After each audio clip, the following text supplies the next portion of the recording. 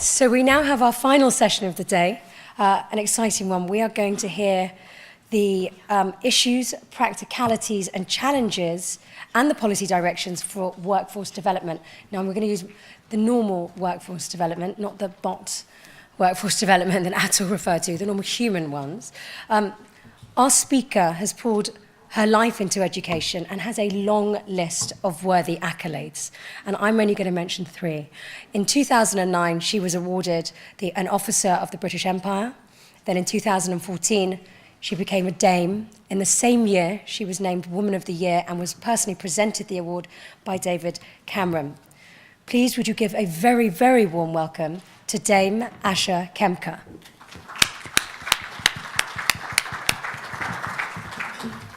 Thank you for that introduction.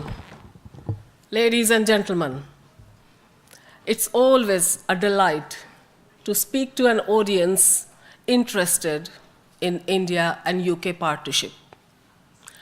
I'm a proud British Indian, born and brought up in India, married in India, children in India, came to this country as a young bride, not young bride, a young mother, with 3 children and my husband.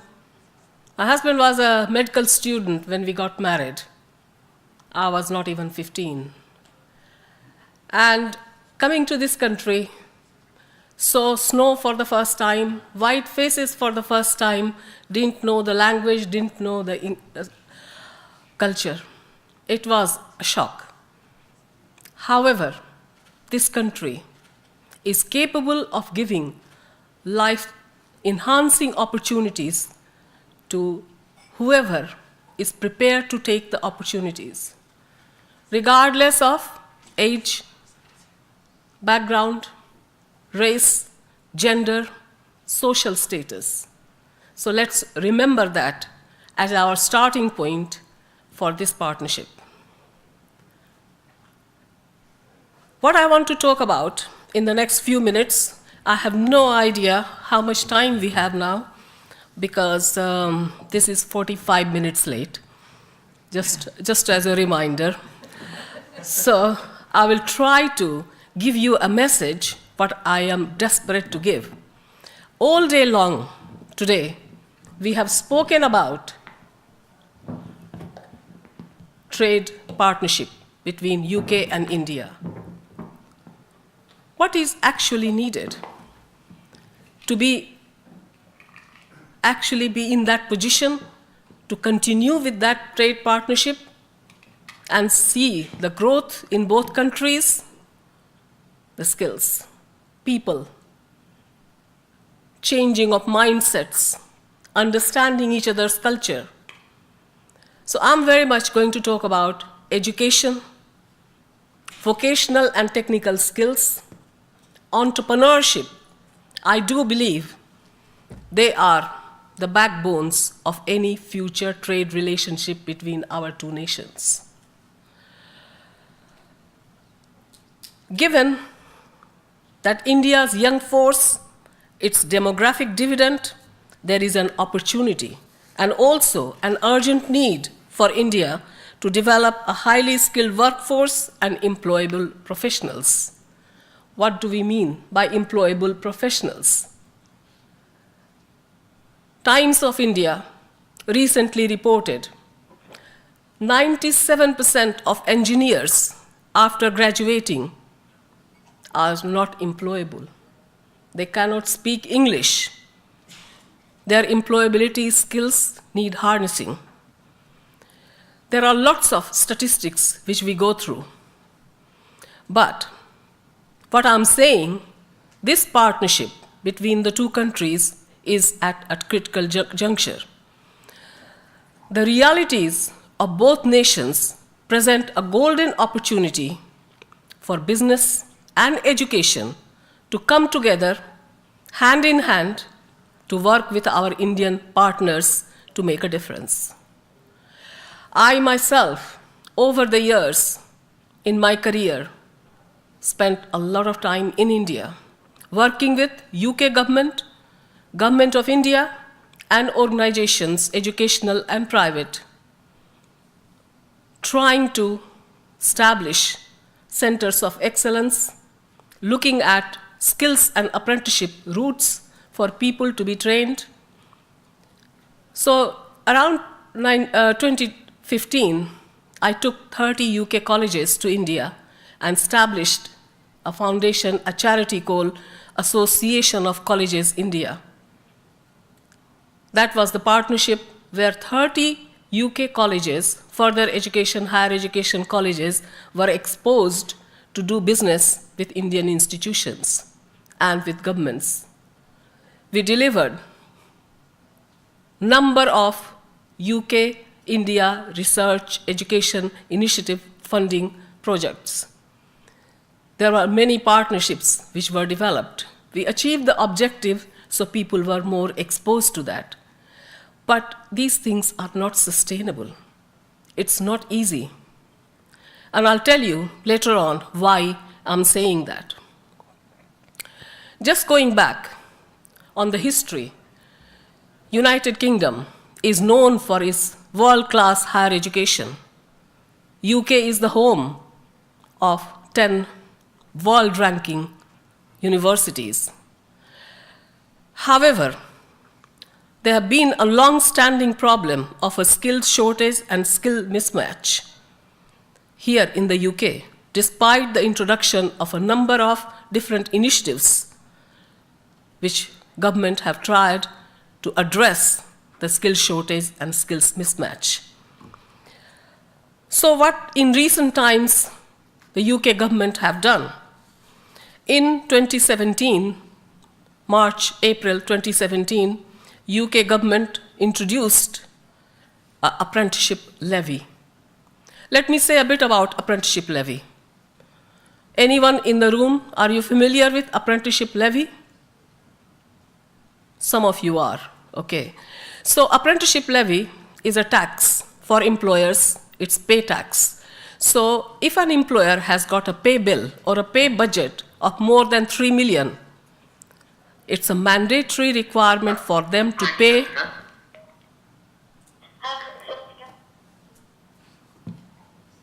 Somebody is trying to talk to me. It's a mandatory requirement for them to pay 0.5% of the total pay budget as apprenticeship levy.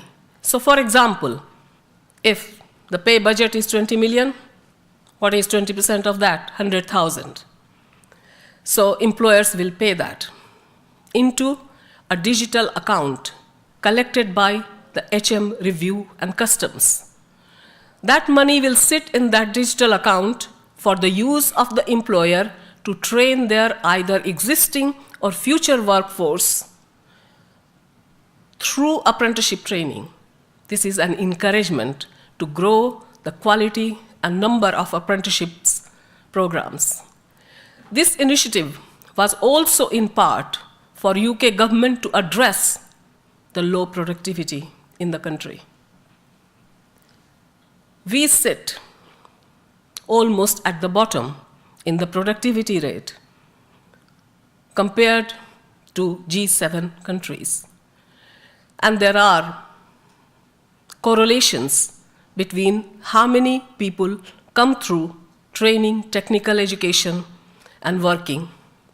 And therefore, this was introduced. Obviously, that created a lot of controversy amongst employers. But at the same time, the government also created a new organization called the Institute for Apprenticeship. This institute is responsible to ensure in a single organization there is quality and standards monitored, checked, and also the content of all the standards are the right one, matching and doing the job what needs to be done in those occupational disciplines. At the same time, also, there was a new program introduced called the Degree Apprenticeship Program. Are you familiar with degree apprentices? Some of you are? Good. What is a degree apprenticeship? An individual is employed by an employer. It's a full-time job. They get a salary between 18 to 20,000 pounds. 80% of the time they are working and learning in the workplace. 20% of their time is spent with an education partner, whether it's a university, a college, or a private training provider. And it takes between 2 to 4 years for that apprenticeship to be completed as apprenticeship degree. This was also a drive to address the status of vocational and technical education. We all know, many people in this room will know, we all want our sons and daughters to go to university and nothing else. So, by using degree apprenticeship, it was bringing the parity of STEAM between vocational and academic, so that in future, people see that they have got a degree. Having said all that, if I have time, apprenticeship and apprentices, they have a lot more earning capacity than the graduates otherwise come out of universities.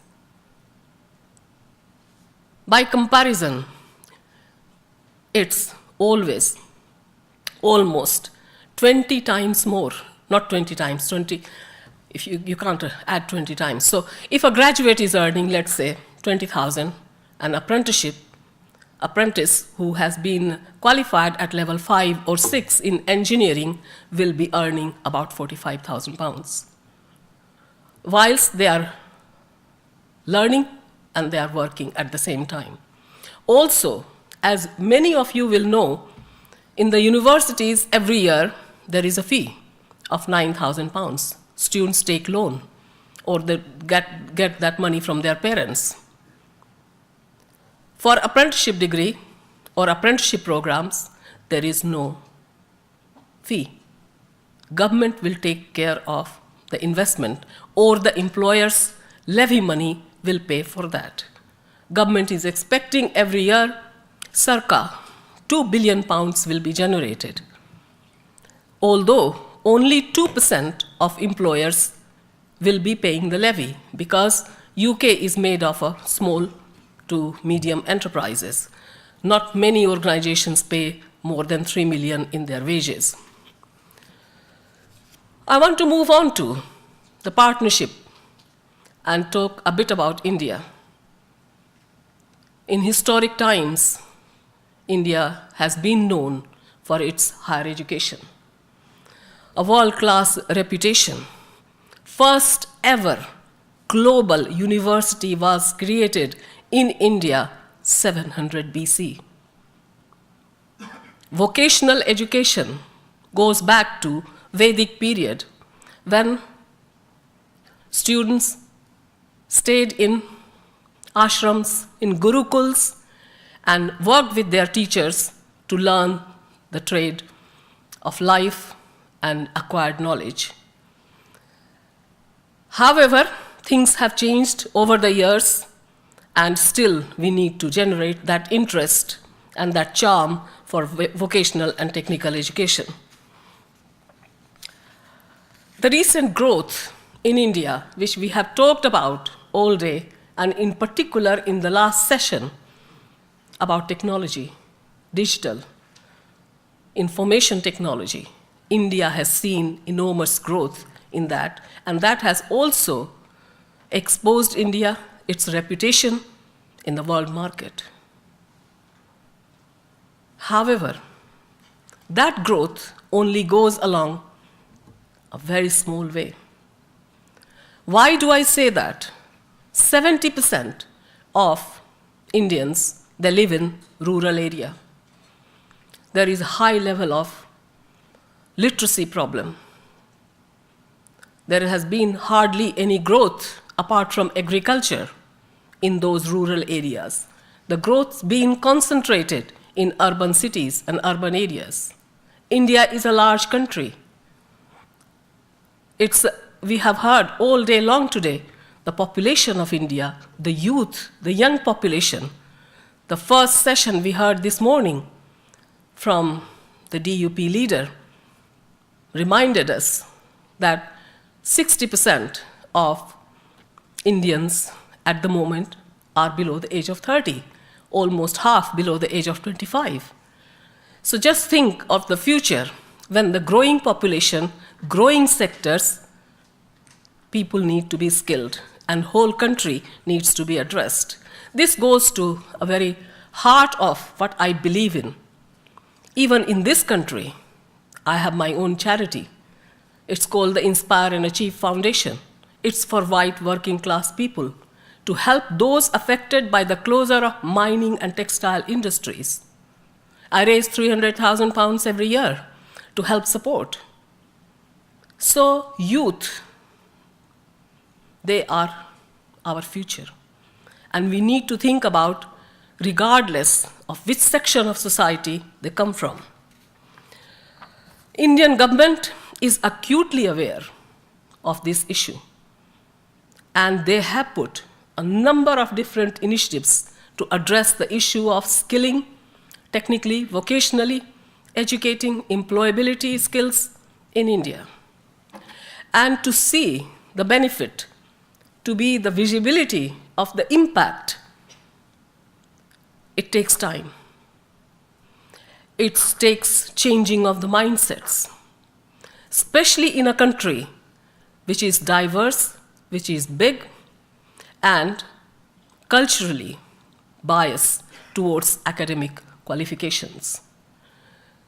The status of vocational and technical will only improve when people who are being trained, they get quality training, and they move to well-paid jobs.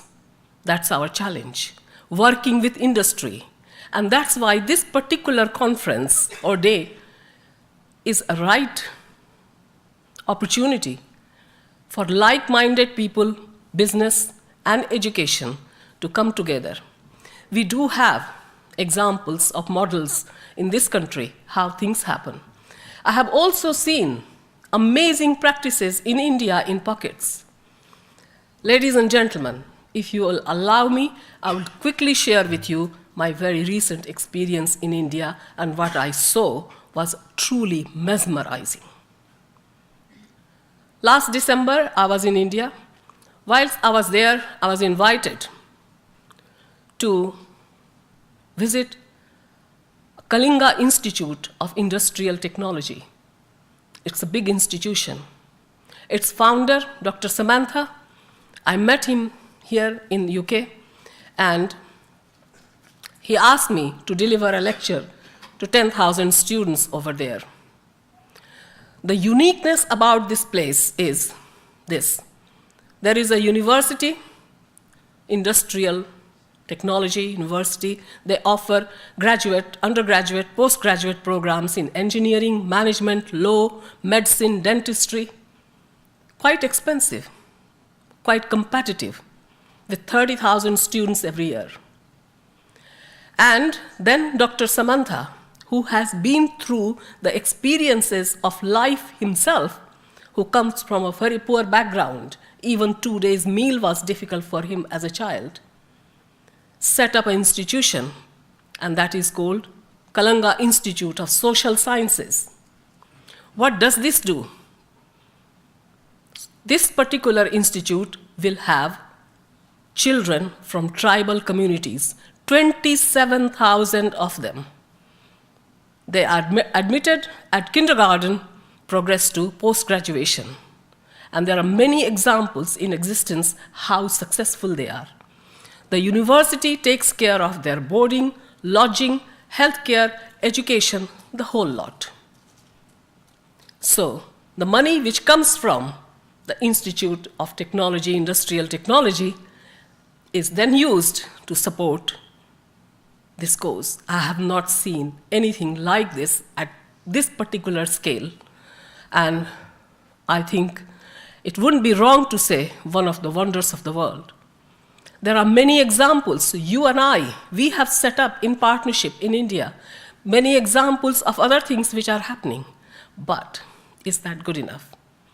So I'm coming to a point to address what I really want to address. Is this time for us to think about differently, outside the box, and for the benefit of both countries, I will quote some of the figures. We have discussed so much about technology and artificial intelligence, and so on, the growth, what is happening, and we can see that.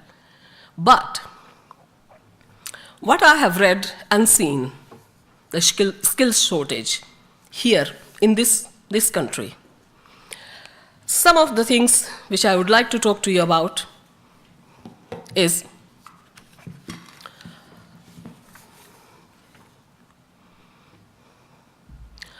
the latest British Chamber of Commerce quarterly economic survey indicates that 75% of businesses in manufacturing and 71% in service sector are reporting recruitment difficulties. The Open University have reported very recently that because of finding not enough highly skilled workers in UK, it's costing the UK economy £2 billion every year. A 2017 report by Tech National revealed over 50% of business owners in the digital tech community report a shortage of highly skilled employees, and it is a major, major issue. There was an industrial strategy put together by the UK government in November 2017. And that said, the shortage of suitably qualified and highly skilled labor, shortage of that will present a brake on UK economy unless addressed. Looking ahead, the mismatch looks set to become more acute. As a country, as we are approaching Brexit, let alone seeing the increasing impact of an aging population, somebody mentioned today, that has got an impact. So the need is not only to put measures in place for homegrown talent, but for the UK government to really seriously consider and prioritize easing pressure of attracting the best and best in the class globally. What I mean by that, the immigration, easing pressure of the relationship globally. It doesn't seem to be coming through, and I am myself not afraid to talk and to challenge and to have these discussions with those people, but what I'm saying, this is urgent in the interest of both countries. India is home to almost 18% of the global population. And remember, 60% currently is below the age of 30. I visit India regularly.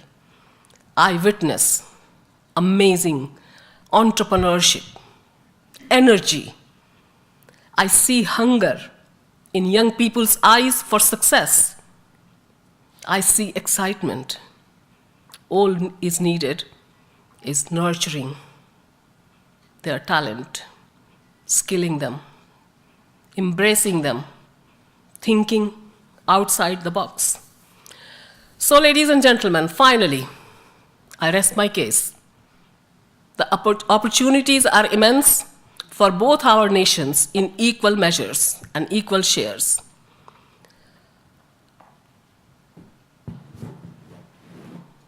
If we think outside the box, India is reporting that by 2030, they will be needing to create extra 1,500 new universities to enroll the increased population, young population.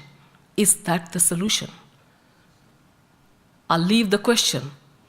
Or is it centers of excellence need to be created to train them, to skill them, to engage them in a different way? The questions are there. But I truly believe it's a golden opportunity for both our nations to take our strengths, our advantages, consider our weaknesses and needs, and work together for the benefit of our two nations. Thank you very much.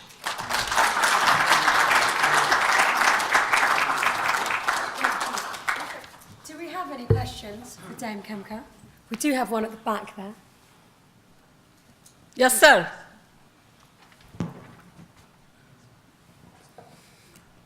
Hello, my name is Boyd McCleary. I'm from the Ambassador Partnership. I spent a few years in Malaysia up until about 7-8 years ago. And one of the things that was very striking was the level of engagement by UK tertiary education in Malaysia. The University of Nottingham set up a campus in Malaysia about 20 years ago. And in the last 10, 15 years, another 15 or 20 UK universities have set up some form of campus or formal collaboration with Malaysian institutions. Now, initially, the UK universities tended to see Malaysia and other Southeast Asian countries as sources of foreign students, but increasingly they recognise that as those countries grow and develop, they need something different. They need to have some form of partnership and collaboration, and they need to help Malaysia grow its own tertiary education sector. That's happening in quite a large degree at the moment. And it's happening to extent in other parts of East Asia as well. Nottingham has moved into China, a number of other universities have moved into China. The same is happening at secondary school level with UK public schools, private schools moving into the same sort of countries. That hasn't happened to the same extent in India. And I was wondering if you had any explanation as to why that hasn't happened and why, in fact, the number of Indian students coming to the UK has actually dropped by 25% over the last 7-8 years. Leaving India with a much smaller number of students in the UK and a much smaller level of engagement by UK universities in their tertiary education sector. Thank you. Thank you very much. What a fantastic question. Because I was a board member for University of Nottingham for 8 years. Twice I visited Malaysia, twice I visited China campus. And I totally agree with you, exactly what you have just said. They started with very small, and it was a business proposal, commercial proposal that has turned into something else. I have seen students in Malaysia and China from 70 different countries under one campus, and the relationship with employers and their employability, it's a card for success, or whatever you call it, certificate of success for life, and it's amazing. I asked the question to the Vice Chancellor of Nottingham University, why not India? It's too complicated. It's not easy to do this. Their regulations do not allow us. I won't touch it with a barge pole. That was the answer a few years back. I hope things are changing. If they are not changing, we need to work together to influence that change. And UK government, if they don't wake up now, it's late. I see the British Council has actually put out a report encouraging UK universities to engage. Yes. And they drew attention to the fact that by 2020, 40% of all graduates or students worldwide will be in India and China. And for the UK university sector to ignore India is a crying shame, and it's actually disadvantageous to them as well as to India, because University of Nottingham, Newcastle and others who have gone to Malaysia and China have seen that it adds a massive advantage to them to portray themselves as global institutions, and they benefit as well as the Malaysian counterpart institution, and so it's very much a two-way street. It's very much a win-win situation. Absolutely. And it seems to me for UK universities to ignore that opportunity is appalling. Okay, coming back to your second question about why the numbers have dropped. We have seen a huge reduction of Indian students coming to UK. I have been party to a number of delegations, Prime Minister David Cameron, Prime Minister Theresa May, Secretary of State Sajid Javid, Matthew Hancock, Greg Clark, and so on these missions. Every time we visited India, we went to universities, to colleges, and addressed a group of students, bright, intellectual students, standing up on the platform and saying, why do we want to come to your country? We are not welcome there. We do not get visa. It's been a repeated ask again and again and again. And I believe things are better. people are reporting improvements. If that is the case, then it's good news, but that needs to be taken into consideration. I was with Theresa May in India when she took her first trip to India after becoming Prime Minister. The speech which was delivered, it was unbelievable. Unbelievable in the sense that still the tone was, we are British, people come to us.